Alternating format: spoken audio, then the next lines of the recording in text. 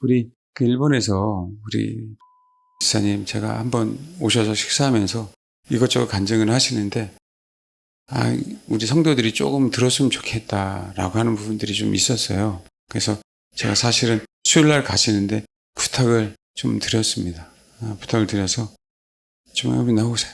나오셔갖고 간증 좀 하고 그렇게 제가 마이크 잡겠습니다.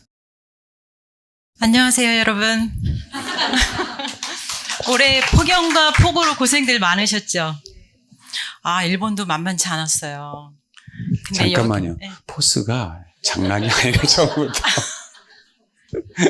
예, 이제 여기까지. 네. 근데 이제 여기 예배에 참석하기 위해서 이제 계획을 딱 짜놓고 그 기다림과 설레임으로 버티는 거예요.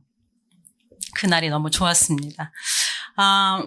저는 항상 제가 만난 하나님을 자랑하고 싶어서 안달이 난 사람이에요. 그래서 오늘 여러분께 짧지만 저의 신앙의 여정을 함께 나누고자 이 자리에 나왔습니다. 저는 좀 창피하지만 47살 때까지도 클럽을 다녔고 그리고 쇼핑센터와 바를 떠도는 사람이었습니다. 그런 와중에 어느 날 저는 평소에 완전히 무신론자였어요. 근데 평소에도 뭐 어떤 스님이 뭔 칼럼을 쓰면 읽고 어떤 목사님이 또 신문에 칼럼을 내면 또 그것도 읽고 아무튼 그 인본주의적인 그 글을 되게 좋아했어요. 그러는 와중에 제 친구 한 명이 교회를 다니고 있었는데 그 애한테 부탁을 했어요. 그 애가 저를 전도한 게 아니에요. 그 한국 교회는 한국에서 뭐 큰 교회 목사님들이 이렇게 초청받아서 오시지 않냐. 그런 일이 니네 교회에 있으면 나를 좀 불러라. 이렇게 된 거예요. 그런데 진짜로 일주일 뒤에 큰 교회에서 목사님이 오신대요. 본 교회에서. 미리 말씀드리지만 거기가 구원파였습니다. 그래서 갔는데 거기는 항상 2주를 기본적으로 잡고 성경 세미나라는 것을 해요. 성경 세미나. 그래갖고, 이 창세기부터 신약 끝날 때까지 굉장히 체계적으로 이걸 아주 함축적으로 요약해서 2주 동안에 그걸 다 머릿속에 집어넣어요. 아주 놀라워요. 근데 저 같은 무신론자가 거기 첫날 갔는데 제가 좋아하는 세계의 역사가 다 들어있는 거예요, 구약에. 그 흥미가 폭발을 한 거예요. 그러고 나서, 정말 하나님이 계시기는 하는구나. 이걸 알게 된 거예요.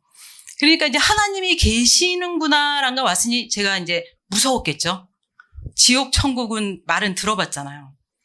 그랬더니 이제 거기 있는 분들이 그러면 그 무서움을 없애려면 예수님을 믿어야 되는데 정말 이렇게 얘기했어요. 예수님의 십자가 이런 복음이 아니고 그 무서움을 없애려면 예수님을 믿어야 된다라고. 그런데 그 예수님을 믿어야 되는데 예수님을 안 믿기는 거예요. 하나님이 계시는구나라는 거까지는 알겠는데 예수님은 정말 머리로도 저는 이해가 안 되더라고요. 지식적으로도. 그런 과정 중에서 목사님이 설교를 하시는데 저 하나도 못 알아듣겠는 거예요. 솔직히 얘기하면. 그래서 제가 그 교회, 그러니까 구원파의 교회 목사들 있잖아요. 설교를 눈 뜨면 눈 감을 때까지 들었어요. 왜냐면 그 설교를 들으면 혹시 우리 담임교회 목사님이 하시는 설교를 알아들을까 싶어서. 근데 진짜로 한 달 정도 들으니까 그렇게 조금 알아듣겠더라고요. 그리고 그 교회에서 그 성경 공부하는 것을 일주일에 4일을 갔었던 것 같아요. 그런데 하나도 안 남았어요. 사실은 그게. 모르니까. 근데 이제 나중에 제가 거기를 나오고 나서 보니까 그 구원파의 교리가 저한테 알게 모르게 굉장히 많이 들어와 있었어요. 왜냐면 저는 아무것도 모르는 교회를 한 번도 안 가봤다가 말씀을 한 번도 본 적이 없다 거기를 갔기 때문에. 그런데 이제 하나님의 은혜로 그 교회를 나오게 됐어요. 어떻게 나오게 된 건지 얘기해도 돼요? 하세요. 왜 나오게 됐냐면 제 친구가 갑자기 응급실에 실려가는 일이 발생을 해서 거의 이 생명을 다퉈서 막 사경을 헤매고 있었어요. 그런데 교회 사람들이 아무도 안 와보는 거예요. 하와이는 좁아서 조금만 차 타고 가면 30분, 1시간은 거의 많이 다 가요. 근데 이제 그때 그 교회에서 수련회라는 게 벌어지고 있었는데 운전해서 40분 거리에 사람들이 다 거기 몰려가 있는 거예요. 그래서 제가 단톡방에 사람이 이렇게 어쩌고 저쩌고 이런 사경을 헤매는데 왜 아무도 안 와보냐. 하나님이 그렇게 가리키더냐. 그랬더니 정말 일괄적으로 하나같이 모아서 기도하고 있습니다. 근데 그때 제 상태에서는 그게 너무 이상했어요. 너무 이 말에 괴리가 있는 거예요. 일단 사람이 죽어가면 자기네 교회 이거 자기네 말로 하면 성도잖아요. 와서 손도 잡아주고 일단 얼굴을 보여야 되잖아요. 얼굴을. 정말 사경을 헤매고 있었거든요. 다룰 수 있는 장치 다 달고 10일 동안 병원비가 거의 5억이 나왔었으니까. 미국 병원비 살인적인 건 아시죠, 다들? 그래서 제가 거기에 너무 실망을 해서 이렇게 가리키는 하나님이라면 난 안 믿겠다. 그리고 교회를 나왔어요, 거기를. 그러고 나서 그게 이제 한 2017년도 얘기예요. 2017년도 그 교회를 나온 게 4월 달이에요. 12월 달에 가서 4월 달에. 그러고 그냥 계속 지내고 있었어요. 근데 지내는 동안 뭔가 다시 교회를 가야 되는 그 압박감과 책임감과 이거에 굉장히 시달렸었어요, 제가. 근데 안 나가고 버티고 있었는데, 그러니까 2018년도 2월 말에 언니가 갑자기 암 선고를 받았는데 길어야 한 달밖에 시간이 없다. 언니가 저보다 2살 많았거든요. 그러니까 그때 당시 언니가 53세였어요. 그래서 언니를 간병하고 같이 시간을 보내기 위해서 저는 해외에서 많이 살았기 때문에 형제들하고 같이 시간을 많이 못 보냈어요. 그래서 이제 한국을 가서 언니를 간병을 하는데 언니가 처음에 봤을 때는 정말 그 암 환자들 다 그렇지만 그 뼈 말라. 뼈하고 가죽밖에 없었거든요. 근데 3주 만에 이렇게 풍선이 됐었고 그 암덩이가 이렇게 자라서 근데 언니가 자기가 3주 후나 한 달 후에 생명이 꺼진다. 이 사실을 듣고서도 굉장히 담담하더라고요. 그래서 저는 그게 너무 신기해서 언니 하고 싶은 말이 있으면 얘기를 해봐. 정말 너무 말이 없으니까 언니가 너무 안 됐었어요. 이런 얘기 담담하게 할 수 있는 것도. 근데 언니가 그러는 거예요. 그러니까 삶이 너무 힘들어서 죽는 거는 무섭지 않대요. 오히려 낫대요. 그런데 지옥을 갈까 봐 무섭다라는 거예요. 저는 그 말이 너무너무 가슴 아팠어요. 그러니까 언니는 무속 신앙과 이 불교가 짬뽕된 거 있잖아요. 그런 거를 믿었었거든요. 그러니까 지옥에 있다라는 건 아는 거예요. 근데 언니가 입원해 있던 병원에 상주하고 계신 목사님도 계시고 왔다 갔다 하는 그런 중환자실에 그 목사님도 계시고 또 여동생네 교회 담임 목사님이 왔다 갔다 하셨어요. 그럼 이 세 분이 다 복음을 전했단 말이에요. 세례 증서도 있었어요. 근데 언니가 그걸 무서워하고 있고 그 목사님들이 전했던 복음을 믿질 않고 있더라고요. 그래서 제가 그 복음을 전한 거예요, 언니한테. 회개가 쏙 빠진, 회개가 없는 그런 우리 때문에 예수님이 돌아가신 거야. 그 예수님만 우리가 믿으면 돼. 이렇게 그대로 배운 대로 전한 거예요. 근데 언니가 제가 전한 그 복음을 딱 믿고 그 다음부터 그 두려움이 싹 사라진 거예요. 저는 그때 당시에도 그게 굉장히 신기했거든요. 왜 목사님 말은 안 듣고 내 말은 믿었을까? 그러니까 나중에 알았지만 그게 사람의 영역이 아니라는 걸. 그러고 이제 언니가 3주 후에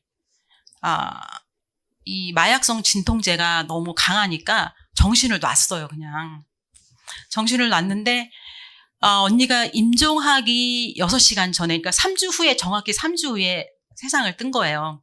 근데 세상 뜨기 전에 6시간, 그러니까 임종 6시간 전에 잠깐 언니가 정신이 돌아온 거예요. 그런다고 하더라고요. 근데 그 수많은 식구들을 다 놔두고 저를 찾아서 딱 2번 불렀어요. 고마워. 저는 그때 몰랐을 때는 그 고마워가 제가 언니의 채무를 조금 변제해 준 게 있었어요. 그게 고맙다는 거로 알고 있었던 거예요, 저는. 그리고 언니가 이제 임종 후에 이렇게 병실에 이렇게 몸을 둘둘둘 이렇게 말아놓더라고요, 보니까. 그 염하기 전에, 밑으로 내려가기 전에 가서 봤는데 언니 얼굴이 너무 예쁜 거예요. 예쁘다 못해 얼굴이 빛이 나고 있는 거예요, 이렇게. 저는 상식적으로 이해가 안 가는 거예요. 그 극한의 고통에 시달리던 암 환자가 생명의 끈을 놨는데 얼굴이 그렇게 예쁠 일이냐고요. 근데 이것도 다 이유가 있었던 거예요. 나중에 알았죠, 저는. 그러고 나서 언니의 장례를 치르고 이제 하와이로 돌아가지 않고 이제 부모님을 옆에서 살펴드려야 되니까 그때 한 4개월을 한국에 있었어요. 그러니까 언니 장례를 다 치르고 집에 왔는데 저한테 그런 아주 강한, 아주 이건 감동도 아니고 뭐라고 해야 되나요? 이 강한 어떤 게 왔어요. 회오리처럼. 내가 정말 이렇게 살면 안 되겠구나, 이제. 하나님을 정말 믿어야겠구나. 하나님을 알아야 되겠구나. 그 강함이 온 거예요, 저한테. 그래서 그 4개월을 한국에서 보내고 하와이를 돌아가서 다시 간 교회가 또 그 구원파인 거예요. 왜냐하면 저는 거기가 이단인지도 몰랐고 그때 당시에는 이단의 의미도 몰랐어요, 사실은. 그때까지만 해도 목사님들의 설교를 통해서 나오는 성경 말씀이나 알았지, 제 손으로 성경을 설교 시간에 몇 번 찾아본 거, 성경 공부할 때 찾아보는 거, 이런 거 외에는 제가 성경을 읽어본 적이 없었거든요. 그래서 다시 갔는데 정말 저는 이것도 하나님의 은혜예요. 계속 그 교회 사람들이 그 친구한테 했던 그게 숙제로 남는 거예요. 왜 그렇게밖에 할 수 없었나. 그래서 개인적으로 어느 날 그 목사님하고 만나서 제가 물어봤어요, 그거를. 왜 그렇게 했냐 그랬더니 그 구원파는 뭐 장로, 집사 이런 게 없어요. 그 여자 신도들은 통틀어 리더는 부녀회장이라고 불러요. 근데 그 부녀회장이 하와이의 구원파를 처음 만든 사람이에요. 그러니까 힘이 되게 세요. 그러니까 목사님이 그 부녀회장을 핑계로 들더라고요. 본인은 쏙 빠져나가고 그 병원을 갈 수 없었던 이유를 다 그쪽으로 몰아붙이더라고요. 그래서 제가 아니구나, 여길 나와야 되겠구나. 그래서 그날로 나왔습니다. 나와서 이제 장로교회를 처음에 갔어요. 그 하와이에서. 가서 2달 있다가 제가 일본으로 가게 된 거예요. 제가 일본에 지금 2번째 간 거거든요. 근데 이제 일본 가기 전에 제가 제 주위에 있던 친구들, 동생들 싹 다 전도하고 갔어요. 그러니까 그거는 지금 생각하면 전도가 아닌 것 같아요. 그냥 교회만 다 데려다 놓고 갔어요. 교회만. 그리고 이제 일본에서 일본 교회를 나갔는데, 일본 교회는 이 얘기 하기 전에 그 언니가 그렇게 제가 그 반쪽짜리 복음 전했는데도 언니가 하나님의 은혜를 입은 게 왜 그런 그 확신을 제가 알게 된 게, 성영경 목사님들 다들 아시죠? 그분한테 제가 전화를 했었어요. 그랬더니 받아주시더라고요. 그래서 언니 얘기를 하게 됐어요. 그때 성영경 목사님이 아이고 이 사람아, 사람이 죽어가는데 그 돈 모편이 뭐가 중요하다 그걸 고맙다고 했겠냐고. 그 목사님이 그러시더라고요.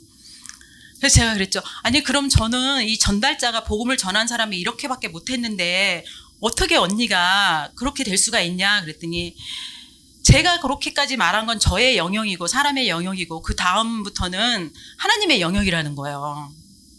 그래서 그 목사님도 그 언니에 대한 그 간증을 굉장히 관심 깊게 들어주셨어요. 그래서 성영경 목사님과 통화한 뒤로 마음의 숙제가 그냥 없어진 거예요. 완전히 없어졌어요.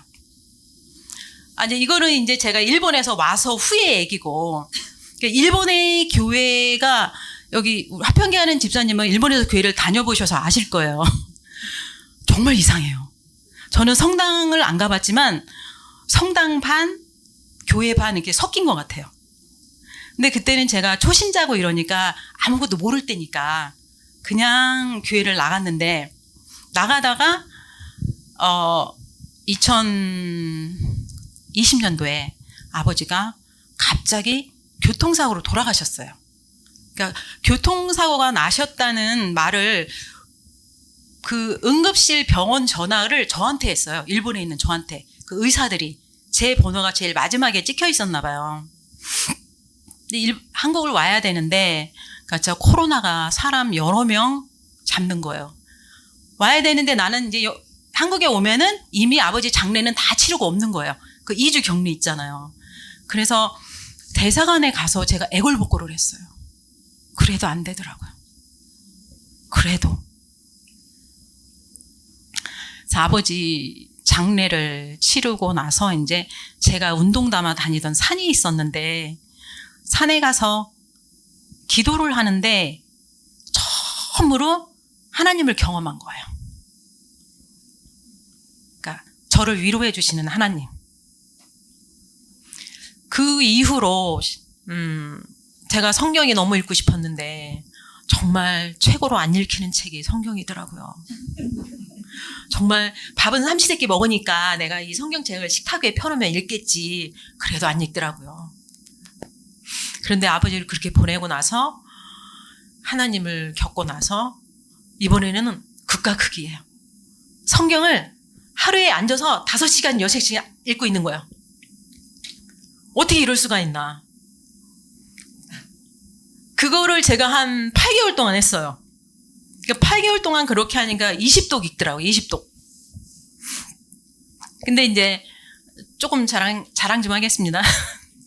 그렇게 읽는 와중에도 그 가슴에 정말 새겨진 말씀을 그냥 다 암송하게 하시더라고요. 근데 그때는 그게 왜 그런지 몰랐는데, 그러니까 제 성향상 그렇게 하지 않으면 안 됐던 거예요, 저는. 그렇게 지나다가 저는 정말 나는 오늘 당장 죽어도 천국 가. 하나님 만날 수 있어. 이 상황에 또 성경까지 읽었죠? 완전히 굳어진 거예요. 그런 상황에서 성영경 목사님 설교를 듣게 된 거예요, 제가. 듣게 되면서, 어머나, 이거 다 가짜네? 제가 가짜인 거예요, 그냥. 왜냐면 그분 설교를 들어보고 이 성경과 대비를 해보니까 저는 아직 그 어떤 회개나 그 전적 타락이나 전적 타락 후에 오는 전적 무능력이나 이런 것도 하나도 모르고 겪어보지도 않았더라고요. 그래서 그때부터 이제 다른 시각으로 제가 성경을 보게 됐어요. 다른 시각으로. 그랬더니 주신 말씀이 그 유명한 마태복음 7장 21절 말씀. 주여 주여 하는 자마다 다 천국에 갈 것이 아니요 하늘에 계신 내 아버지의 뜻대로 행하는 자라야. 그게 가슴에 지문처럼 새겨진 거예요. 그래서 이 말씀을 가지고 누구와 교제를 하고 싶은데 그 일본에서 교제할 사람이 없는 거예요. 그러다가 이제 2023년도에 하와이로 돌아왔어요. 신이 났죠. 내가 만난 하나님, 막 이것도 막 자랑하고 싶고, 교제하고 싶고, 또, 이 숙제처럼 갖고 있는 이 말씀에 대해서 목사님하고도 막 물어보고 싶고, 나누고 싶고, 형제 자매님들하고도 막 교제하고 싶고, 기대를 안고 왔어요. 그래서 처음 간 교회에서 그 목장 모임이라는 걸 이렇게 해주더라고요. 저는 목장이 있다는 것도 그때 처음 알았고요. 하고, 그 목장 모임 2번째 모임이었어요. 하필 그때 우리 전체 목장 모임에서 큐티로 주어진 말씀이 마태복음 그 7장 전체였어요. 7장 전체. 그래서 나는 너무 좋았죠. 그 여러분들하고 나눠야 되니까 나눌 수 있고, 그분들은 어떻게 이 말씀을 받았는지, 아니면 마태복음 7장에 어떤 말씀을 받았는지. 그래서 제 차례가 돼서 그 얘기를 했어요. 했더니 충격이었습니다. 그거는 그냥 예수님이 하신 말씀이고 이게 다예요. 그리고 저를 굉장히 불편해하는 거예요. 그게 눈에 보여요. 저를 불편해하는 게. 그래서 제가 무슨 말만 하려면은 다른 얘기. 그러니까 저도 너무 놀랍고 그래서 더 이상 이제 다른 말을 못 했는데 한편으로는 막 전의가 불타오르는 거예요.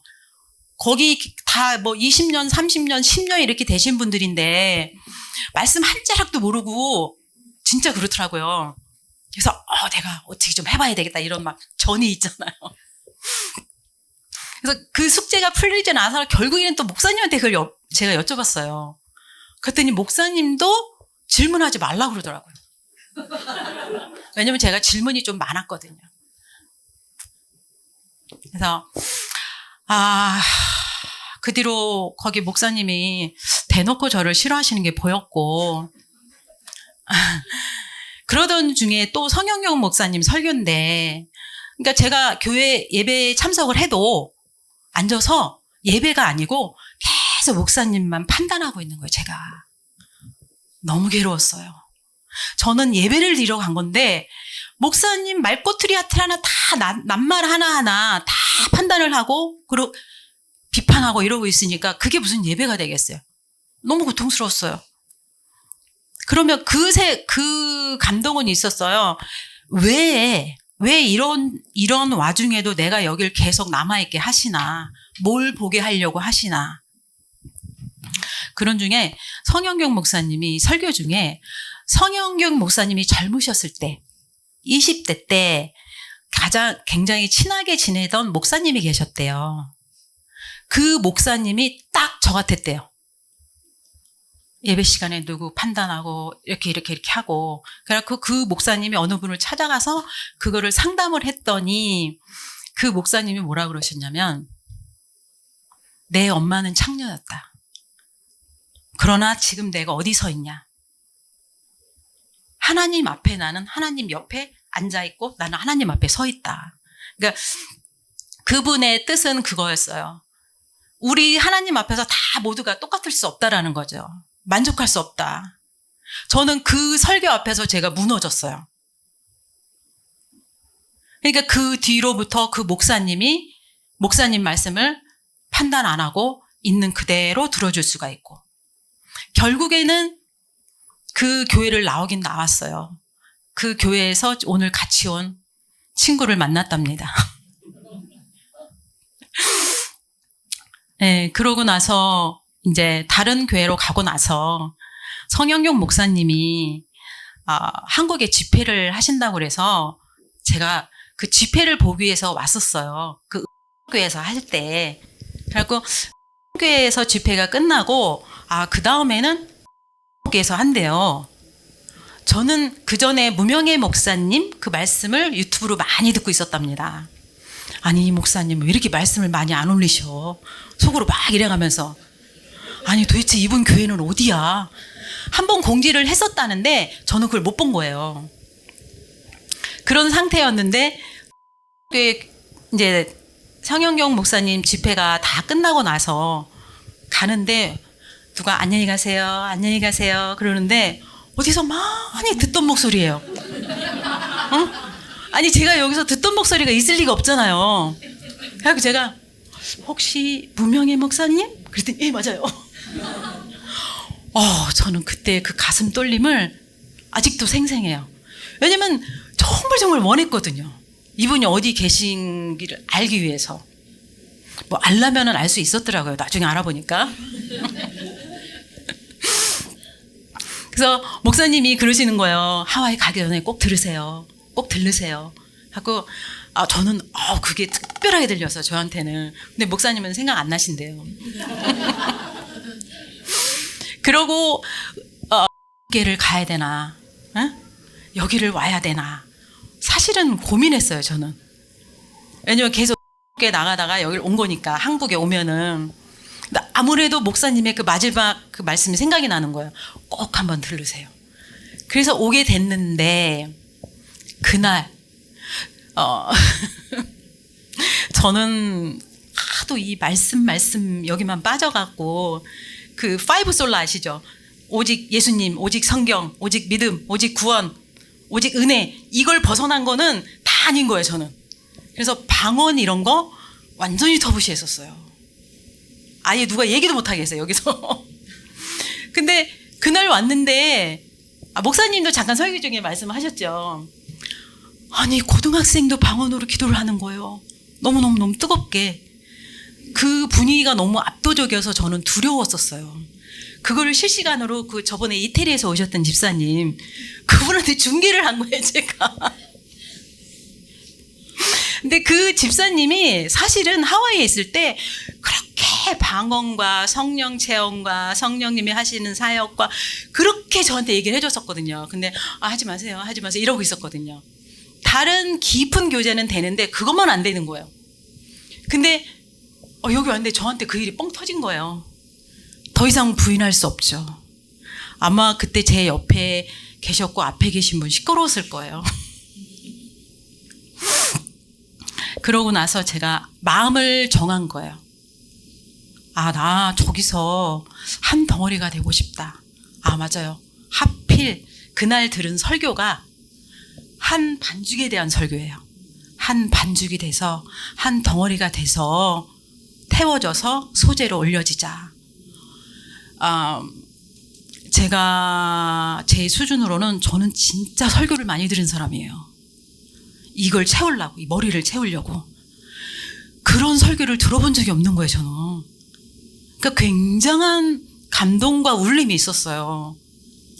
그래서 제가 결심한다고 되는 건 아니지만 사실은 저 그때 결심했었어요.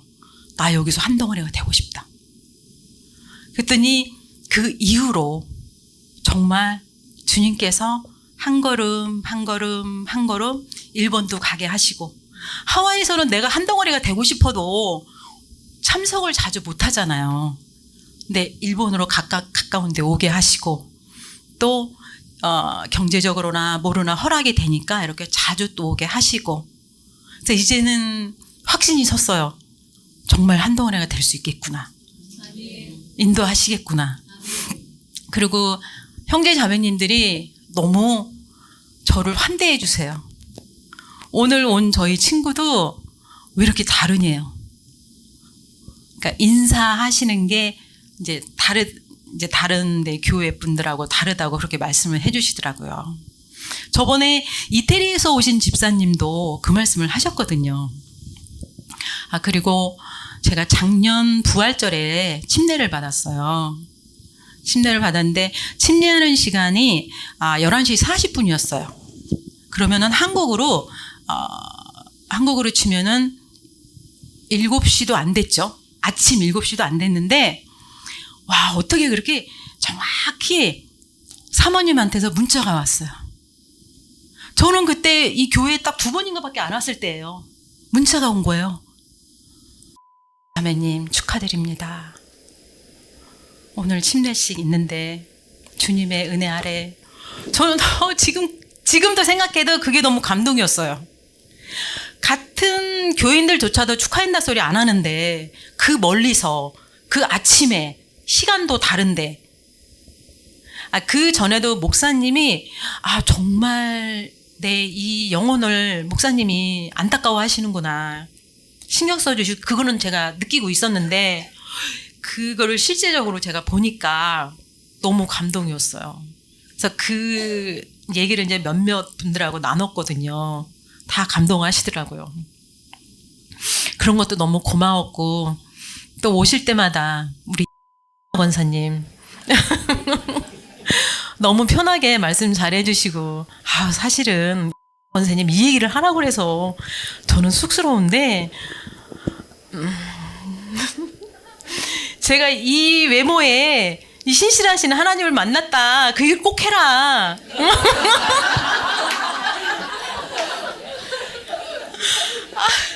근데 제가 제 입으로 그 얘기 하기에 되게 쑥스럽잖아요. 근데 결국은 했네요. 여러분, 앞으로 같이 가는 이제 신앙의 여정길에 저를 많이 도와주시고 이끌어주시고 권면도 많이 해주시고, 저 권면 잘 받아요. 저 적용도 잘해요. 네, 그렇게 같이 끝까지 가셨으면 좋겠습니다. 감사합니다. 그리고 제가 정말 시편 중에 저의 마음을 그대로 표현하라면 하나님이 저한테 해주셨던 게 이 찬양이에요. 시편 30장 찬양인데 여러분들과 같이 부르고 싶어서 나왔습니다. 참고로 저 박치입니다.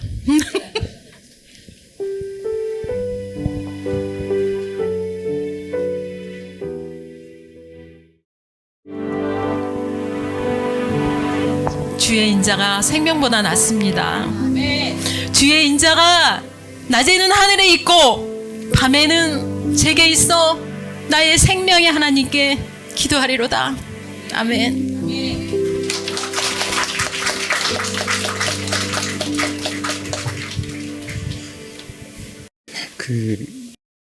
남자들이 여자를 이해 못하는 분들이 있는데 아세요? 그 전에 우리 청년 때 자매 하나가 진짜 엉엉엉 울었어요. 그러더니 갑자기 울음을 뚝 그쳐요. 그러면서 왜 그쳤어? 그러더니 집에 가서 울 거래. 아버지 그게 되는구나 여자들은. 근데 집사님이 눈물 콧물 쏟으면서 몸 떨리면서 진짜 방언하면서 평소 안 하다가 그러면서 카톡 보낸 거예요.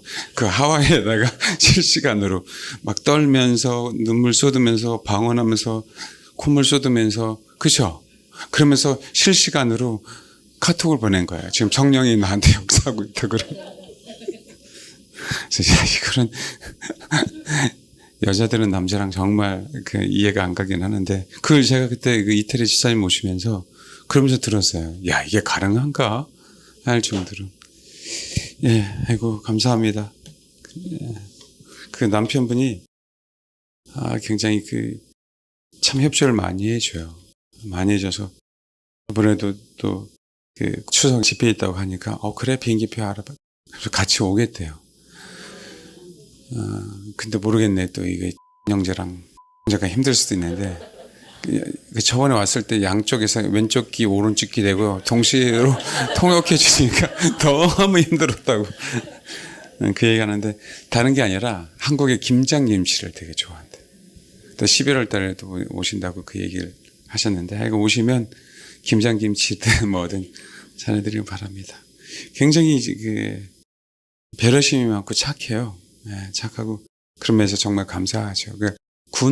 우리나라 따지면 군무원이라 전 세계를 이렇게 다닐 수 있는데 일본에서 다시 하와이 갔을 때 여기 올 수 없는 상황이었어요. 그 얘기 아까 안 하셨는데 그렇죠?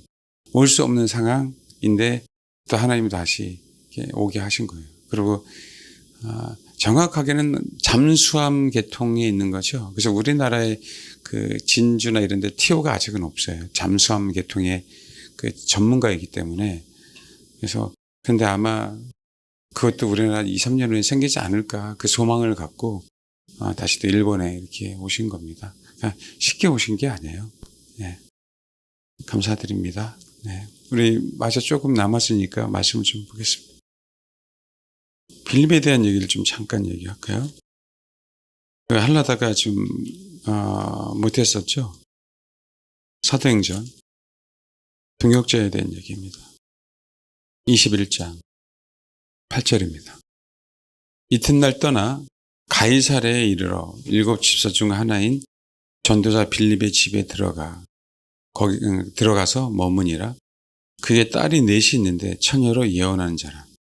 여러 날 머물러 있더니 아가보라 한 선지자가 유대로부터 내려와. 여러 날 머물러 있었어요. 근데 딸이 넷이 있는데 처녀로 예언한대요. 참 이런 것들을 보면 참 부모의 신앙을 이어받아서 딱 요 얘기만 하고 있어요. 딸이 넷인데 처녀로 예언하는 자야. 사실 성경에 이렇게 한 구절에 이렇게 써 있는 어떤 그 부분들이 아무것도 아니지만 굉장히 많은 상징을 하고 있어요.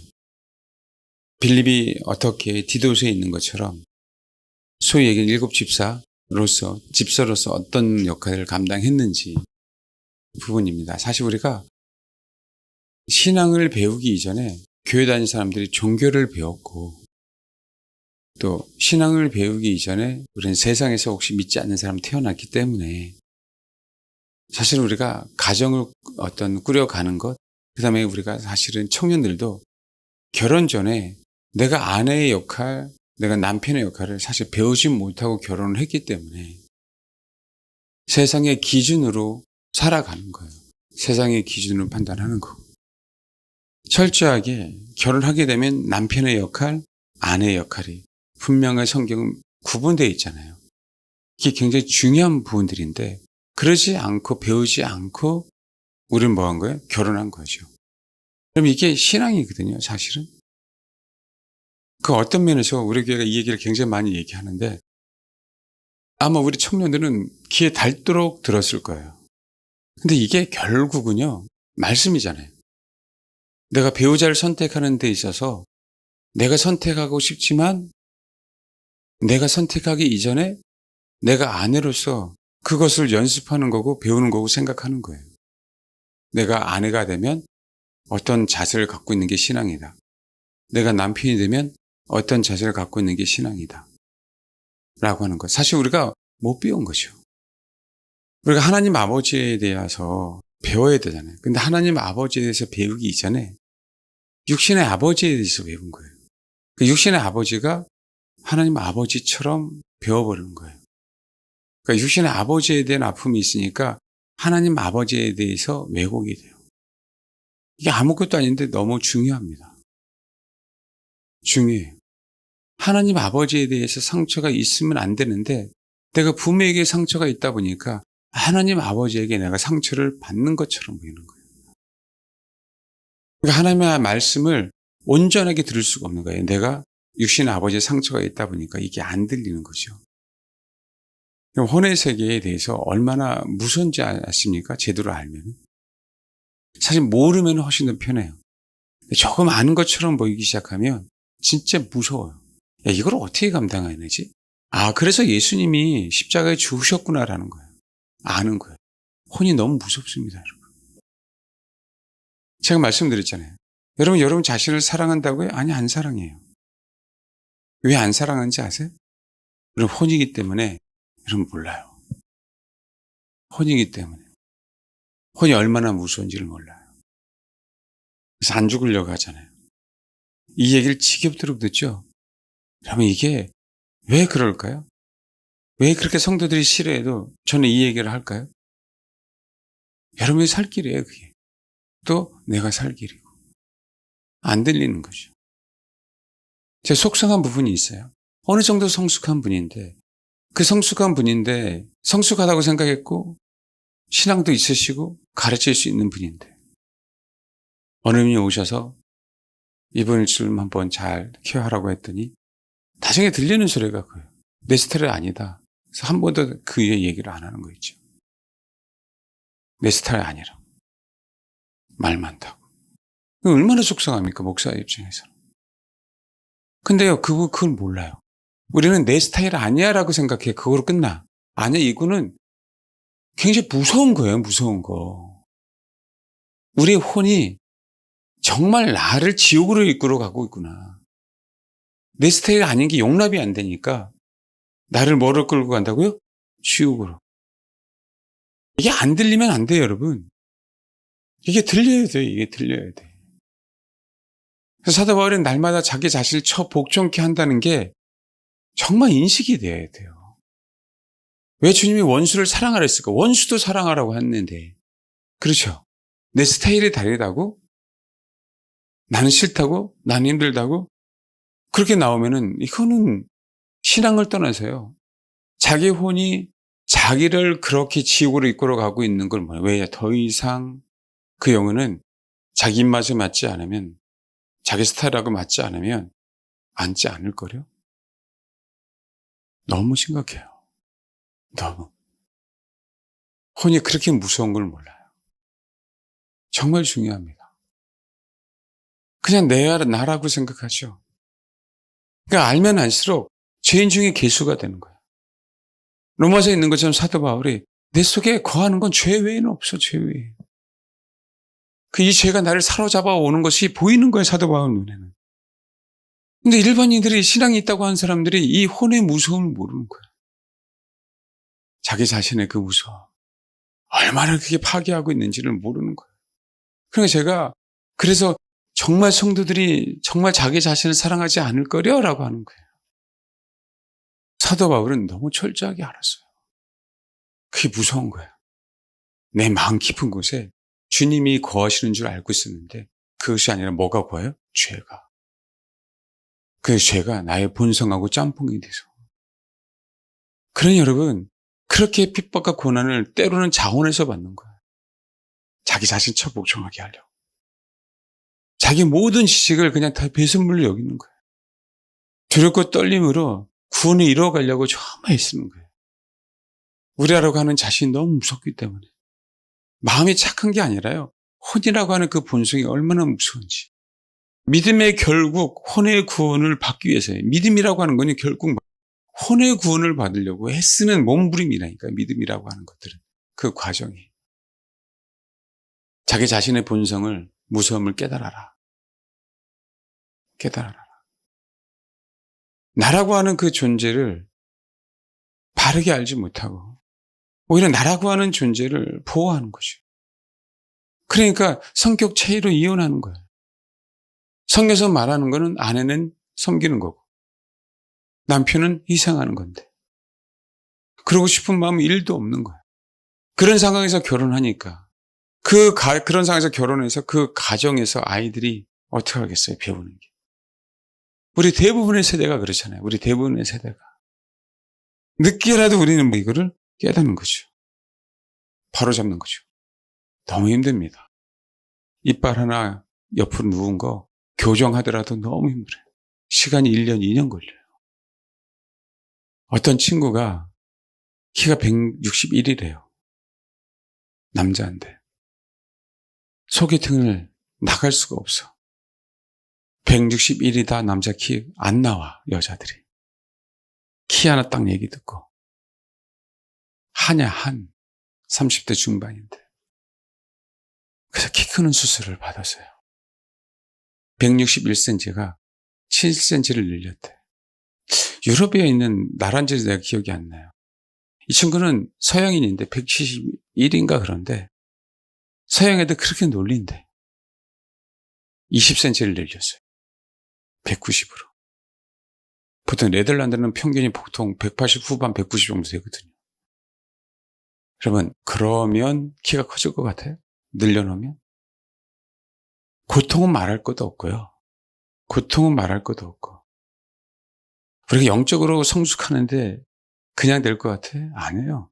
우리 혼의 고통은 말할 것도 없어요. 타고난 아픔에 대한, 타고난 성품에 대한, 더 타고난 상처가 있는 사람들은 더 말할 것도 없어요. 이 혼의 고통을 견디지 않고는 치유가 안 됩니다. 근데 수술을 했어. 그 아픔을 다 고통을 겪어냈어. 진통자가 듣게 여러분 뼈를 잘라서요. 기구로 양쪽으로 7cm를 일단 벌려놓은 것뿐만 조금씩 벌리는데 벌려놓고 벌려놔야. 그래놓고 중요한 건 뭔지 아세요? 그럼 다 큽니까? 아니요. 근육이 늘어나야 돼. 근육이. 7cm 벌려놓고 근육이 늘어나야 되는 거예요. 근육. 그렇잖아요. 근육이 안 늘어나니까 까치발로 평생 다니는 부작용이 많고 휘어지는 거. X자로 벌어지는 거. 이게 정말 확률이 거의 없습니다. 그러니까 얼마나 한이었으면 키를 크고 싶겠냐고. 그렇게 해서라도. 얼마나 한이었으면. 얼마나 한이 많으면. 근데 뭐라고 얘기하는지 아세요? 약 최소 6개월 이상은 자기가 때가 되면 기구를 가지고 견딜 수 있는 만큼 늘려야 된대요. 근육이 늘어나야 되니까. 근데 매일매일 그거를 해야 되는 거예요. 매일매일. 매일매일 그걸 해야 되니까 이게 너무 괴롭대. 근데 여러분 문제는 뭐냐면 6개월간 그걸 꾸준하게 계속 안 하면 시기를 놓치면 나중에는요. 수술하지 않은 것보다 더욱더 부작용이 많아갖고 문제가 커지는 거예요. 평생. 매일매일 해야 된다는 거예요. 온전하게 내가 이제 운동할 수 있는 정도가 될 때까지. 물론 늘려놓으면 축구나 심한 운동을 할 수도 없고 그럼에도 불구하고 내가 정상적인 생활을 할 수 있을 때까지는 매일매일 조금씩 아침에 일어나면 기구를 가지고 늘리는 거예요. 비용이 싼 거는 4천만 원. 좀 편하게 하는 건 2억 원이에요. 돈은 돈대로 그렇게 들어가면서. 얼마나 한이 많으면 그런 걸 하겠습니까? 여러분, 이렇게 혼은요, 투쟁을 해야 되는 거예요. 맞서 싸워서 승리해야 되는 거예요. 우리 혼이. 착한 거지, 여러분, 성품이. 그러니까 하나님이요, 예수 그리스도를 보내주셨어요. 그러고 난 다음에 이제는 내가 근본은 해결해 놨으니까, 잘라놨잖아, 키크라고. 근본은 해결해 놨으니까 그 다음부터는 뭐 해라? 네가 피나는 노력을 해라. 고통 알아. 이제 한번 경험하니까. 한번 경험하면요, 내 혼을 죽이는 게 얼마나 힘들다는 거 알아. 근데 거기에 미혹이 있는 거죠. 안 가요. 더 이상 힘들다고 안 가요. 우리는 신앙이 좋은 것처럼 보이는데 반쪽짜리 됩니다. 성경에 예수님 말고요, 우리는 항상 성경을 봤을 때 사도 바울이 했던 그대로만 하면 돼요. 사도 바울이 했던 그대로만 하면 된다. 복음도 그렇게 정하고 자기 자신에 대한, 여러분이에요. 그거 아시죠? 몸에 좋은 건 쓰다면서요. 다 싫어요. 다 싫어요. 이 얘기를 정말 안 하죠, 목회자들이. 혼이 다름을 받지 않으면 정말 주님 앞에 가까이 갈 수가 없습니다. 그러니까 저도 목회하면서 하나님 나를 다루시는 거예요. 성도들의 아픔을 통해서 나를 다루시는 거예요. 교회 문제를 통해서 나를 다루시는 거예요. 평생 내가 건강하지 못한 상태로 잠 못 자고 그 상태가 갖게 하시는 건 나를 평생 다루시는 거예요. 성도들이 걱정하는 건 너무 감사해. 잠을 말 그대로 평균 20번 이상 깨니까. 근데 그건 너무 감사한데 나는 그게 더 이상 낯설 마음이 없어요. 지금처럼 목회만 하면 돼. 그렇지 않으면 사람은 교만하기 때문에, 저처럼 한번 경험해 보실래요? 저도요, 너무 괴로우면요, 속에서 원망과 불평이 나와요. 자주 있는 게 아니라 1년에 몇 차례는 있어요. 너무 괴로우니까. 두드려도 안 되고 주물러도 안 됩니다.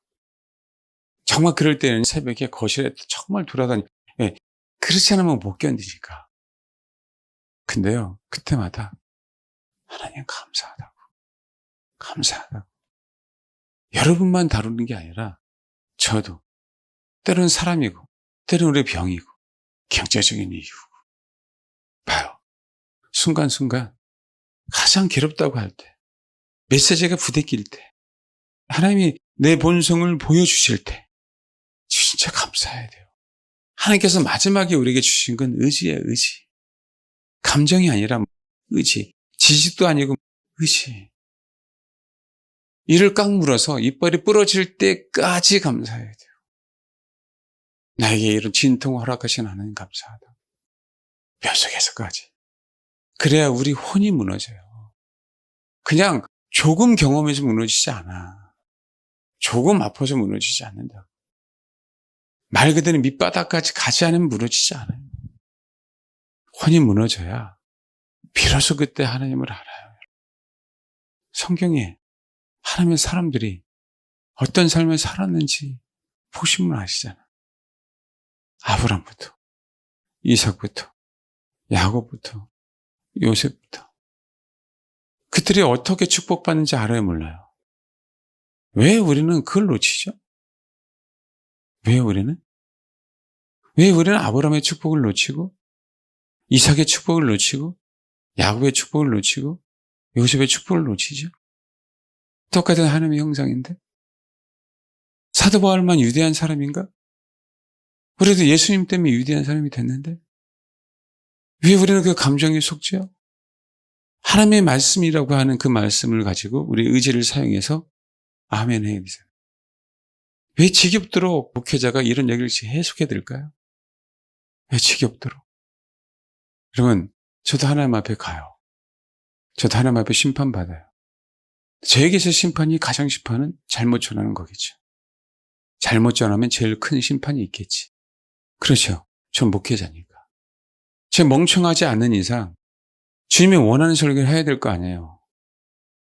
오전에도 얘기했잖아요. 마지막 때요? 뭔가 신앙이 있는 것처럼 보여요. 근데 여러분 아니에요. 뭐가 문제예요? 내가 지금 예배를 드릴 수 있느냐 없느냐. 온전하게 예배를 드리는 존재인가 아닌가. 여러분 순간 정말 속지 마십시오. 순간 우리는 어떻게 해요? 주님은 나를 키 크게 하기 위해서, 나를 성숙시키고 성장하기 위해서 일단 십자가로 나를 잘라놨어. 그러고 나서 이제는 내 삶 속에서 나라고 하는 존재의 근육을 그 잘라놓은 만큼 우리는 뭐 해야 돼요? 하나님을 의지해서 늘려놔야 돼. 그게 구원이에요. 근데 봐요. 많은 사람들이 잘라놨어, 주님이. 그래놓고 어떻게 그것으로 끝 해놓고 다 절름발이로 신앙생활을 하잖아요. 이건 내가 그들을 판단하고 비판하는 게 아니라 나더러 주여 주여 하는 자 다 천국에 들어갈 것이 아니요 아버지 뜻대로 행하는 자라 들어간다라고 하니까 귀신에 대한 얘기, 이적과 표적에 대한 얘기 했더니 그거는 예수님이. 그렇고 너는 고지 그대로 믿니? 예수님이 한 말인데? 이게 여러분 교회 안에서 비일비재예요. 그게 비일비재. 교회 안에서.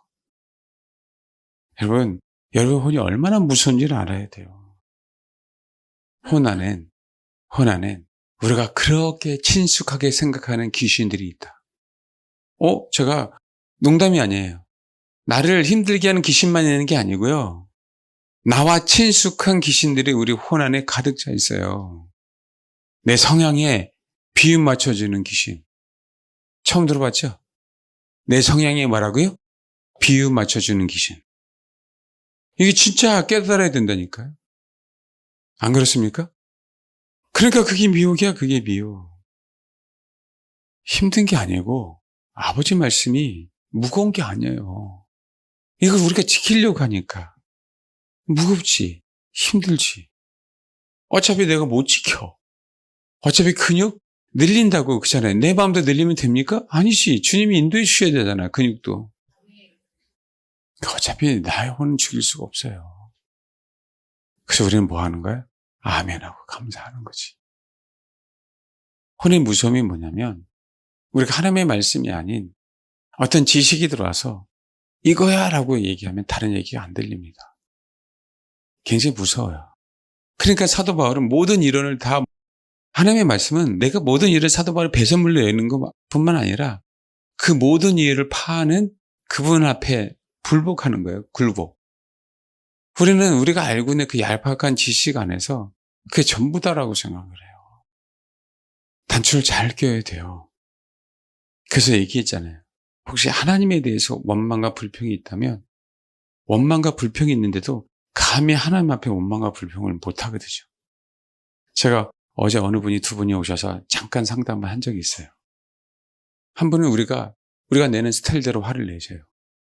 한 분은 울면서 화를 냅니다. 우는 게 화예요. 제가 말씀드렸어요. 다르다고. 내가 왜 화를 내는지 아세요? 인정 못 받아서. 그러니까 인정받기 위해서 우는 겁니다. 위로받기 위해서 우는 거예요. 우는 것처럼 보이죠? 그건 화입니다. 화만 화가 아니에요. 여러분 이렇게 무서워요. 왜? 본인은 나의 연약함이라고 생각할 수 있어요. 나의 연약함. 사단은요 숨겨놓은 거예요. 연약함으로. 아니다. 그건 연약함이 아니고 분노야.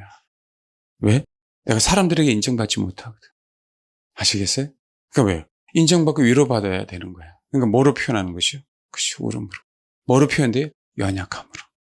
그래서 여러분 그냥 화를 직선적으로 내는 게 100번 나아요. 그렇지만 화를 내란 얘기가 아니에요. 상대방에게 굉장한 치명상을 주니까. 그럼 어떻게 해야 되는 것이요? 똑같게. 우리 혼의 본성을 알아서요. 그걸 바꿔줘야 돼요. 똑같은 거예요. 여러분 기도하다가 은혜 받아서 눈물 콧물 그게 신앙이 아니라니까. 그때는요 내가 꼭 신앙이 있는 것처럼 보여요. 그때는 내가 주님을 경험한 것처럼 보여.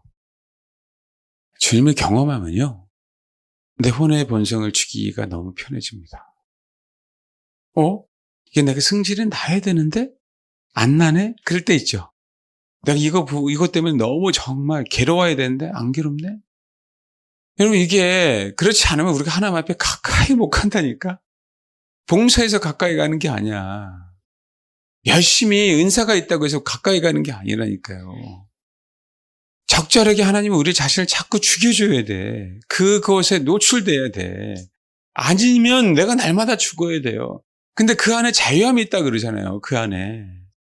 괴로워할 이유가 아니라고 사실은. 안 죽으려고 하니까 괴로운 거지. 말씀에 들어가서 믿음이 들어가면 괴롭지 않아요. 죽었으니까. 여러분, 겉면에 아멘이 안 되면 회개해야 돼요. 그러니까 말씀드리잖아요. 언제까지 그죠? 신앙의 초보에 머물러 있겠습니까, 여러분? 언제까지? 여러분, 그때 그거 아세요? 제가 말씀드렸잖아요. 한국교회도 여전히 구원에 머물러 있다고. 여전히 구원에. 메시지가. 대부분 다 그래요. 여기 와서 천년왕국에 대해 여기 와서 거룩한 성세 예루살렘에 대한 얘기를 들었대. 이건 좀 심각한 거 아닙니까? 성경을 그동안 얼마나 많이 편식한 거냐고. 제가 부교역자로 있을 때는요. 목사님 30년간 내가 여기 우리 교회에서 생활하는데 목사님 지식은사 지혜은사 처음 들어서 이래 얘기했는데 제가 돌아가시겠더라고요. 30년간 처음 들었대. 지식은사 지혜은사에 대해서 제가 얘기를 하는데 신앙이 없는 사람이 아니야. 근데 어떻게 해요 그거를. 거의 대부분 교회가 예화로 시작해서 예화로 끝나는 교회가 얼마나 많지 아세요? 그냥 심각한 정도가 아니잖아. 너무 심각해도 심각하잖아. 근데 거기 가서 제가 얘기하면 뭐라 할까요? 많은 분들이 신앙 얘기를 합니다. 목회학, 설교학, 설교를 어떻게 할 것인가? 목회를 어떻게 할 것인가? 여러분, 주님을 알고 주님을 안다는 건요. 우리 인간으로서는 알 수가 없어요. 우리가 주님을 안다라고 하는 개념은 주를 알기 위해서 투자하는 거예요. 내가 주를 알기 위해서 어떻게 주님이 계신 곳까지 나아갈까 씨름하는 거예요. 한나처럼. 결국은. 그 마음이 있으니까 결국은 진짜 하나님의 때에 자기가 나아갈 수 있는 최대한의 그 장소까지 나아가서 하나님 앞에 기도하는 거 아닙니까? 한나가. 제가 구원 얘기만이 아니라 여러분 피조물 얘기할 때도 여러분 이해를 못해요. 처음에는. 긍휼을 이해를 못하는 거예요. 내가 잘못했을 때만 긍휼히 여겨주시는 분으로 생각하는 거지. 피조물이라고 할 때 그때부터 긍휼이 뭔지 야 진짜 내가 축복받는 건 긍휼 외에는 없구나라는 걸 그걸 알아가야 된다고. 나는 잘못 안 했으니까 주님의 긍휼이 필요하지 않은 거지. 고민되는 게 뭔지 아세요? 일본 목회자들도요. 피조물부터 신부에 대한 얘기를 안 해. 그 과정을. 속상한 거예요. 그럼 그렇게 달려가야 되는 걸 그럼 구원받은 거를 그냥 끝나버리니까 속상한 거예요. 뭐 신부 얘기는 하죠. 근데 여러분 친밀하기 위해서 자아의 죽음에 대한 얘기는 안 합니다. 도대체 이게 뭔지를 몰라요. 자아가 죽으려면요. 혼을 알아야 되는데 혼이 뭔지를 몰라요. 여러분. 내 혼은요. 내 속에 있는 귀신보다 더 무서워요. 귀신을 쫓아내는 거는 예수 믿으면 쫓아나가. 내 혼의 본성은 내 속에 있는 귀신보다 더 무섭다고. 내 속에 있는 쓴뿌리보다 더 무서워요. 혼 자체가 내 속에 있는 상처보다 더 무섭다고. 쓴뿌리나 상처나 이것이 나에게 유해를 가하는 건 약과야 약과. 혼의 본성이. 그래서 똥이 무서워서 피합니까? 더러워서 피하지. 그래서 여러분 해결이 안 되기 때문에 십자가를 향해 나아가서 사다버리 내가 날마다 죽는 거예요. 더럽고 추한 것, 추접한 것, 날아가는 혼, 나야 나. 날아가는 혼도 내가 상대하고 싶은 게 아닌 거야. 내가 상대하고 싶은 게 아니라고. 그걸 알게 돼요. 그래서 여러분 그래서 자존감이 없던 분이 그걸 알면 자존감이 확 생겨요. 자아가 죽으면 능력이 있어서가 아니라 그게 본성이 죽어가는 과정이라고. 근데 여전히 우리는 내 상처에 대한 내 아픔에 대해서 여전히 나는 계속 묵상한단 말이야. 여전히. 누가 나를 가해했어. 누가 나에게 상처를 했어. 그러니까 상처받았으면 회개하를 이해를 못하는 거야. 자기가 교만해서 상처받은 걸. 결국 하나님의 사람들은요. 그 하나님의 권면, 하나님의 다루심에 대한 부분들을 여러분 이를 악물고 감사함으로 이겨냈습니다. 이게 우리가요, 적어도 우리 혼에게 해줄 수 있는 선물이에요. 근데 이게 뭔지 아세요? 핍박이 좁은 길 같아요. 아니요. 우리 본성 안에서 이 길을 가는 게 진짜 좁은 길을 가는 겁니다. 그래서 여러분에게 그렇게 얘기하는 거예요. 여러분, 정말 여러분 자신을 사랑합니까? 사랑하기에 빌립 집사는 집사의 역할을 감당했어요. 사랑하기에 뭐라고요? 집사의 역할을 감당했기에 그의 딸의 넷이 있는데 처녀로 예언할 수 있는 그 가정이 된 거라고요. 디모데 전서 한번 봐봐요. 여러분, 오늘도 다시 한번 말씀을 드리지만 제가 설교를 이렇게 하려고 한 게 아니라는 것만 하십시오. 집사에 대한 얘기죠. 3장 8절. 빌립은 7 집사 중에 하나였었어요.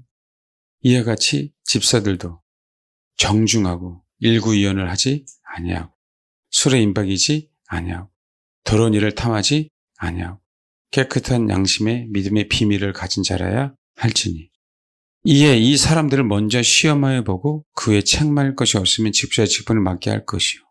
사도 바울이 디모데에게 이제는 뭐예요? 에베소 교회에 감독들과 집사들이 필요한 거야. 지금 감독에 대한 얘기가 아니고 빌립에 대한 얘기잖아요. 여자들도 이와 같이 정숙하고 모험하지 아니하며 절제하며 모든 일에 충성된 자라야 할지니. 사실 이 표현 문맥을 보면 여자들은 누구죠? 집사들 여자들도 그러지만 정숙하고 모험하지 아니 절제하며 모든 일에 충성된 자라야 할지니. 여기서 말하는 여자들이 대중이기도 하지 처음에는. 그렇죠? 그렇지만 또 좁게 보면은 집사들의 아내라고 생각해도 되는 거예요. 그다음에 12절. 집사들은 한 아내의 남편이 되어 자녀와 자기 집을 잘 다스리는 자일지니 집사의 직분을 잘한 자들은 아름다운 지위와 그리스도 예수 안에 있는 믿음의 큰 뭐를 얻어요? 신기하죠? 집사들은 한 아내의 남편이 되어 자녀와 자기 집을 잘 다스리는 자. 자녀와 자기 집이라고 얘기할 땐 아내를 포함해야 하네요. 포함해요. 그래야 남편들은요, 능력이 있어야 희생하는 거예요. 남편들은 아내를 위해서 희생해야 되잖아요. 다스릴 줄 알으면 아내를 위해서 희생이 안 돼요. 이거는요, 여러분, 하나님께서 우리에게 원천적으로 허락하신 부르심이에요. 남자들에게는. 근데 이걸 다 까먹고 있는 거예요. 다 까먹고 있는 거야. 그래서 성경에는요, 빌립 얘기하면서 딸이 넷이 있어. 다 처녀로 예언한 자. 이 얘기를 왜 냈을까요? 7 집사뿐만 아니라 하나님의 남편만이 아니라 자기 집을 잘 다스리는 자. 그러니까 여러분, 사도 바울이 여러 날 머물 수 있는 겁니다. 이 머물다라는 건 메노는요, 굉장히 중요한 단어예요. 사도 바울이 아무 집에서 머무는 게 아니라 하나님의 사람의 집에서만 머무는 겁니다. 너희는 내 안에 거하라 그러죠? 이 거하라가 뭐예요? 매너예요, 매너. 예수님 안에 거하다라고 할 때 매너. 그러니까 이 시대의 남자들이 기집애 같은 거 갖고 속상한 거예요, 저는. 별걸 갖고 다 속상하죠. 왜요? 하나님의 부르심을 완성할 수가 없어요. 완성할 수가 없다고. 그냥 마귀 새끼가 남자를 여자처럼, 여자를 남자처럼 이렇게 만들지. 어느 분이 그동안은 인생 가운데 싸움만 싸우는 법을 배워왔대요. 그런데 이상하게 내면에 대한 부분들을 배우는 것 같다고 얘기하시더라고요. 여러분, 싸움 잘해야 됩니다. 군화를 신고 웨딩드레스를 입어야 되니까. 싸움 잘해야 돼요, 마지막 때. 그리스도 예수 안에 있는 믿음의 큰 담력을 어디다 그러죠? 복음 위해서 싸움을 잘 싸워야 되니까. 빌립이 얼마나 잘 싸웁니까? 여러분, 사마리아 가서 예수님이 사마리아를 뒤집어 놨지만 여러분, 빌립도요, 가서 그 일대를 다 뒤집어 놨어요. 빌립이 가서. 빌립 집사에 가서 사도행전 8장에 보면 영적인 싸움에 대해서 거뜬하게 다 이겨냈다고요. 거뜬하게. 가정에서부터 빌립은 뭐가 됐어요? 다스리는 자. 뭐가 됐다고요? 다스리는 자. 내 본성은 아닌데요. 그렇게 사십시오, 그러면. 겨우 나는 구원받을 수 있지. 겨우. 그러면요, 우리 남자 청년들 잘 들어야 돼. 그런 마음을 갖고 있으면 결혼하면 안 돼. 여자 같으면 많이 번대요. 결혼하면 안 돼요. 자기 하나도 간수를 못 하는데 무슨 결혼이에요? 집을 다스리는 법을 배우지 못하는데 무슨 결혼이냐? 여자랑 싸우란 얘기가 아니라 근본 내 부르심이 뭔지를 모르는데, 근본 내 부르심이. 상처받은 걸로 끝날 거예요? 그 아픔 난 여전히 갖고 있어요. 그로 끝날 거예요? 여러분의 인생을? 결국 마지막 때 복음을 위해서 믿음의 큰 담력을 가지고 싸워야 되는데 그냥 웅물한 개구리 안에서만 소꿉장 노릇하듯이 거기서만 놀 거냐고. 그게 속상한 것이요. 연약한 자를 세워주는 게 목회하다 보니까 제일 힘들더라고요. 왜냐하면 뼈까지 잘라놨는데 원해서 근육까지 늘려달래. 안 아프게. 진짜예요. 목사님 부드럽게 늘려주세요. 제가 농담하는 게 아니에요. 부드럽고 안 아프게 침 놔주세요. 피 빼주세요. 정말 제일 힘들어요. 그 한편으로는요. 죄송합니다. 제일 불쌍합니다. 뭐가 불쌍한 건지 아세요? 우리가 돈 못 벌었다고? 아니요. 건강하지 않다고? 아니요. 부르심. 남자 여러분, 부르심. 여자를 의지하는 거 아니에요. 여자도 남편을 의지하는 거 아닙니다. 특히 남자들은요, 주님을 의지하는 법을 배우지 않으면 다스릴 수 없습니다. 싸움에 능통하지 않으면 군사가 될 수 없어요. 왜 우리 아이들이 D팀인지 아세요? 캐나다에서 말씀하신 거예요. 다윗의 새 용사 사역을 하라. 왜 그렇게 원하는 신부만 되기를 원해요? 근데 군화는 안 쓰려고 그래요. 군화는. 빌립입니다. 하나님의 동력자 사도 바울이요. 편안하게 여러 날을 머물 수 있는 그 빌립이 가정을 그렇게 잘 다스리기에 어느 누가 와도 예수님이 너는 내 안에 거해. 얼마나 풍성하시면 얼마나 안락하면 너는 내 안에 거하라라고 말씀하시겠어요.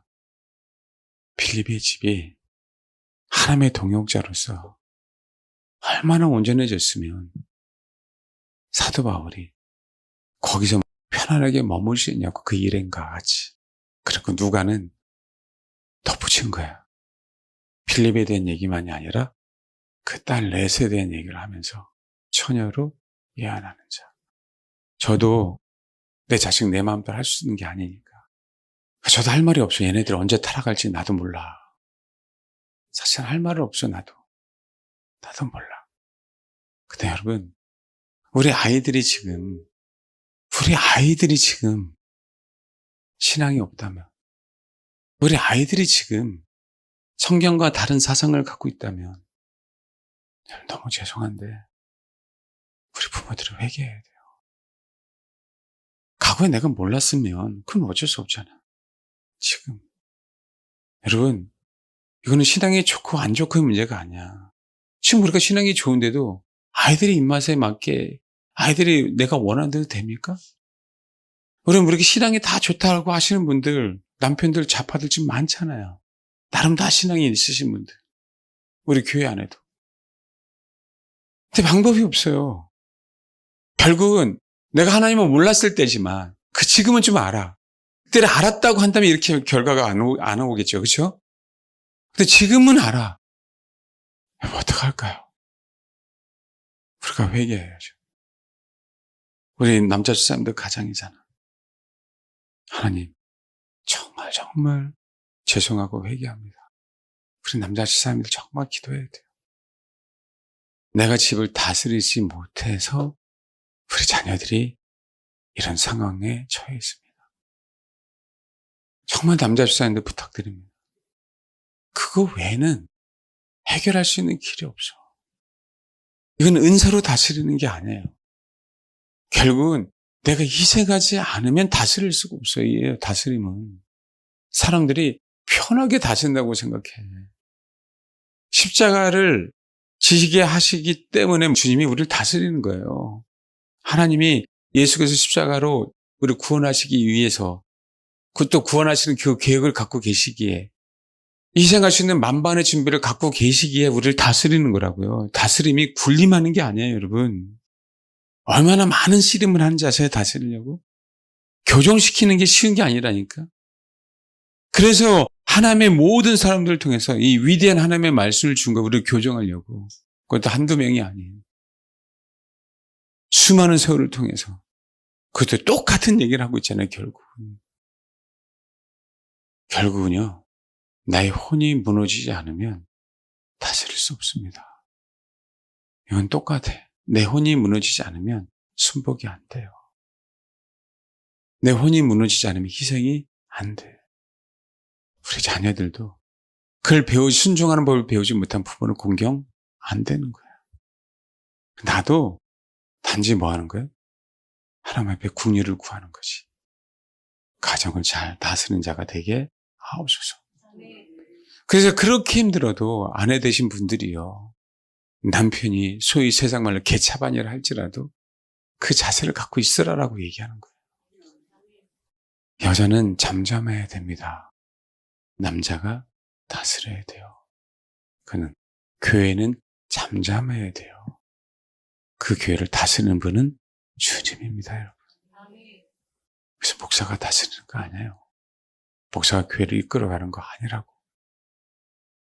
주님이 이끌어가게 하기 위해서 여러분이 힘들어도 성경적인 얘기를 할 수밖에 없는 겁니다.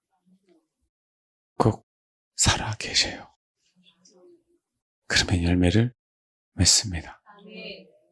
꼭 우리 혼을, 저와 여러분의 혼을 죽이세요. 혼을 무서워하라는 게 아니라 혼이 얼마나 치밀하게 나를 지옥 가게 하려고 하는지를 알고 덜 무서워서 덜덜 떠는 게 아니라 그 치밀함을 두려워하시라는 얘기예요. 그래서 여러분 말 그대로 사도 바울이 늘 얘기한 것처럼 날마다 두렵고 떨림으로 구원을 이루어감으로 말미암아 요한 사도가 또 얘기한 것처럼 믿음으로 세상을 이겨서 넉넉하게 그분의 나라에 들어가야 돼요. 믿음이 있다면 우리 혼을 완벽하게 죽입니다. 믿음이 없기에 우리 영혼을 죽일 수 없는 거예요, 결국은. 베드로전서 1장 7절 너희 믿음의 확실함은 불로 연단하여도 없어질 금보다 더 귀하여 예수 그리스도께서 나타나실 때 칭찬과 영광과 존귀를 얻게 할 것이니라. 예수를 너희가 보지 못하였으나 사랑하는도다. 이제도 보지 못하나 믿고 말할 수 없는 영광스러운 즐거움으로 기뻐하니 믿음의 결국 혼의 구원을 받음이라. 누구에게 얘기했냐면요. 예수 그리스도의 사도 베드로는 본도, 갈라디아, 갑바도기, 아시아, 비두니아에 흩어진 나그네. 이 얘기는요. 로마 시대의 핍박으로 말미암아 지금으로 따지면 저 산간 오지로 다 흩어진 거예요. 터키 산간 제일 오지로. 본도는 제일 멀어요. 소아시아 7교회에서 제일 먼 곳. 사람이 살지 않는 곳 갑바도기아 가보면 황무지입니다. 거기에서 땅굴을 파고 신앙을 지키기 위해서 사는 성도들. 갑바도기아 가면 대림구유라고 있어요. 여기는요. 아예 못 살아나옵니다. 한번 들어가면. 그 평지를 그렇게 파서 그렇게 신앙을 지키려고 살던 사람들. 사도 베드로가 얘기한 게 이게 믿음의 결국 혼의 구원이라고? 누가 모르나? 그게 아니에요. 그렇게 신앙을 지키려고 핍박을 꺼내서 그 방랑과 핍박과 그 고난 속에서 숨어서 어떻게든지 신앙을 지키려고 했던 사람들이 하는 게 엄청난 큰 축복에 대한 얘기를 하는 게 아니라 믿음의 결국 뭘 하고요? 혼의 구원을 이룹니다. 그 얘기는요, 거꾸로. 혼의 구원은 너무나도 쉬워요, 어려워요? 어려워요. 결국 또 한 가지. 혼의 구원은 뭐예요? 위대한 겁니다. 이렇게 숨어서 신앙생활 하면서 이게 한두 해가 아니에요. 수십 년. 비타민 D가 모자라서 다 굽어 있다고요. 그 안에 들어가면 학교도 있어요. 병원도 있어요. 집터도 있어요. 햇볕 받지 못하고 살아요. 그러면서 뭐 하는 거예요? 그 믿음의 사람들은요, 혼이 죽었어요, 혼이. 그러면 혼이 죽으면 우리가 여기에서 이렇게 쉽게 편안하게 신앙생활 하는 게 아니에요. 이래서 죽는 게 아니라. 이게 들리셔야 됩니다. 왜 하나님이 나를 혹독하게, 내가의 기준으로, 내 기준으로 나를 이렇게 혹독하게 다루시는지. 또 한 가지는 혼의 구원이 얼마나 위대하시면, 얼마나 큰 축복이면 베드로는 이 얘기를 했을까요? 다른 어떤 축복보다도 혼의 구원은 위대한 축복이다. 그러니까 예수님이, 야, 하나님 보좌 옆으로 가. 하나님 보좌 우편에 누가 계실 거야? 예수님이. 우리가 하나님 보좌 옆에 있다면 얼마나 감사해요. 24 장로처럼 그 면류관을 쓰고. 그러니까 그 위대함이 얼마나 좋았으면 사랑하는 제자들과 예수를 믿는 사람들에게 진짜 나를 따라오고 싶니? 자기 부인과 자기 십자가를 주고 나를 쫓아와. 다른 거 하시는 게 아니라 그분이 어디 계세요? 하늘 보좌에. 그분이 어디 계세요? 하늘 보좌에. 우리도 하늘 보좌에 있고 싶으세요? 그것도 싫어? 그게 소망하잖아요, 소망. 자기 부인과 자기 십자가가 얼마나 큰 축복이면 나 거기 보좌에 있으니까 자기 부인과 자기 십자가를 지고 나를 쫓아오면은 너희도 보좌 옆에 앉게 할 거야. 그 위대한 축복을 우리에게 주시고 가신 거잖아요. 근데 우리는 너무 싫대, 그게. 이게 말이나 되냐고, 말이나 되냐고. 이 메시지가 싫대, 자기 부인이. 자기 십자가가. 근데 우리가 어떻게 예수를 믿냐고요, 우리가 어떻게. 그게 믿음이 아니잖아. 이건 맞잖아요, 싫어도. 주님이 어디 계세요? 지옥에 계세요? 하나님 보좌 우편에 계시잖아. 그럼 뭐 하시겠다는 거예요? 보좌 우편은 내가 끌어줄 테니까 자기 부인과 자기 십자가를 지고 좀 쫓아와라. 그게 지상 최대의 축복이잖아요, 그게. 영원한 축복이잖아요. 근데 여러분, 우리 혼은 싫대, 그게. 그게 두려운 거예요. 그게 우리 혼은 싫으니까 그게. 그 두려움을 가지고 날마다 자기 자신을 처복종하게 하고 날마다 죽는 마음으로 신앙생활을 해야 된다? 안 해야 된다? 제발 그랬으면 좋겠어요. 하늘나라에서 웃는 게 무엇인지 보시라고요. 적어도 저는 주님 앞에 너 제대로 안 전했잖아 라는 얘기는 듣고 싶지는 않아요. 너 제대로 전했지만 네가 살지 못했잖아. 야, 그건 사실이니까. 난 적어도 넌 제대로 전했어라는 얘기는 듣고 싶어요. 이 시간 기도해 주셨으면 좋겠습니다. 기도하겠습니다. 힘을 냅시다. 말씀을 의지해서 우리 혼의 본성에 속지 마십시오. 성경 무엇을 축복이라고 얘기하는지 진짜 축복받아야 돼요. 정말 축복받아야 됩니다. 지금 감이 안 오실 수 있어요. 근데 사실은 지금 감이 와야 돼요.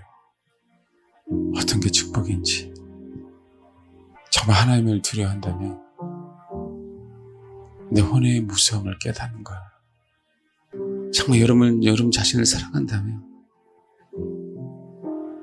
철저하게 여러분 자신을 안 믿는 겁니다. 저 여러분 꼭 기대하며 소망해야 돼요. 아버지, 주의 보좌 우편에 24 장로처럼 함께 하옵소서. 이게 신앙입니다. 핍박받고 고난당하는 영혼들에게 베드로서는 얘기했어요. 너희 정말 이 믿음 잘 지키고 있구나. 하나님께서 위대한 축복을 허락하실 거야. 너희 카타콤, 너희 그 동굴 이런 데서 나오게 하실 거야. 라고 하지 않고 진짜 너희의 믿음을 잘 지키고 있구나. 믿음의 결국 너희 한 사람 한 사람의 혼의 구원을 받을 거다. 이게 얼마나 큰 축복인지 오늘 정말 저와 여러분 새겼으면 좋겠습니다. 기도하겠습니다.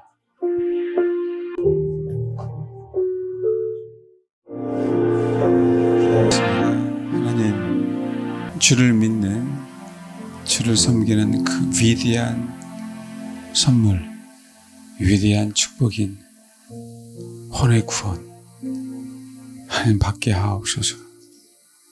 우리 본성대로 살지 않고 우리 지정이 우리 마음대로 살지 않고 주님이 가신 그 길을 우리도 동일하게 우리를 부인하고 주님이 가신 그 십자가를 지고 감으로 그 믿음이라고 하는 그 열매, 본성이 무너져서 하나님과 하나가 되는 그 구원 하나님 받게 하옵소서.